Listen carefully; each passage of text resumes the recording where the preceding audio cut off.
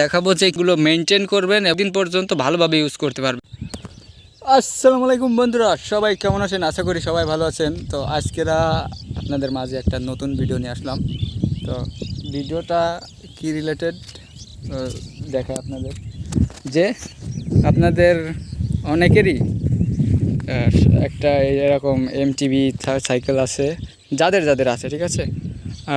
এটা gear cycle নামেও আমরা চিনি, যেখানে গিয়ার থাকে সামনে এবং পিছনে। এই গিয়ারের মাধ্যমে আমরা সাইকেলটা চালাই। তো যাদের যাদের এই গিয়ার সাইকেল আছে, অনেকেরই কিন্তু আমাদের ভিতরে একটা ভুল ধারণা আছে। তো যেটা হলো গিয়ে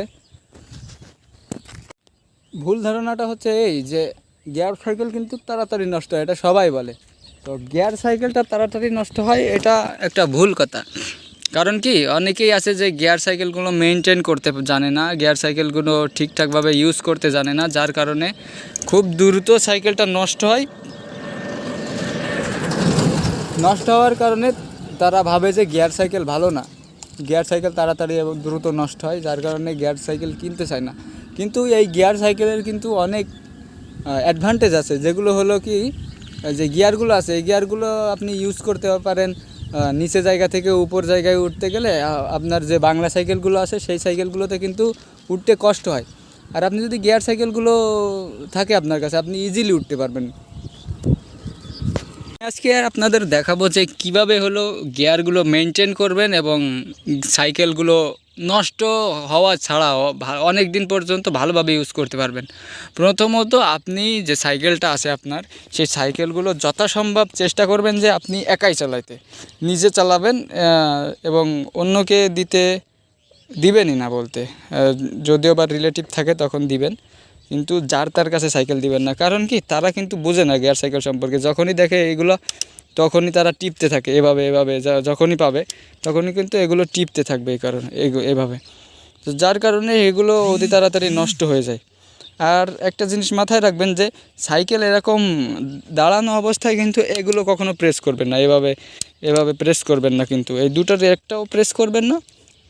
যদিও বা আমি করলাম আপনাদের দেখানোর জন্য। কারণ কি জানেন, আপনি যখন এইটা এভাবে প্রেস করবেন তখন কিন্তু এখানে এইটা শিফটারগুলো নেমে যাবে, যার কারণে দাঁড়ানো অবস্থায় এগুলো করলে ক্ষতি হয় আপনার। এই যে আপনি যখন এই নামায় চেনটা এভাবে ঘোরাবেন, তখন পিছন মুখে ঘোরালে এই যে ডেরাটা ভেঙে যাওয়ার সম্ভাবনা থাকে।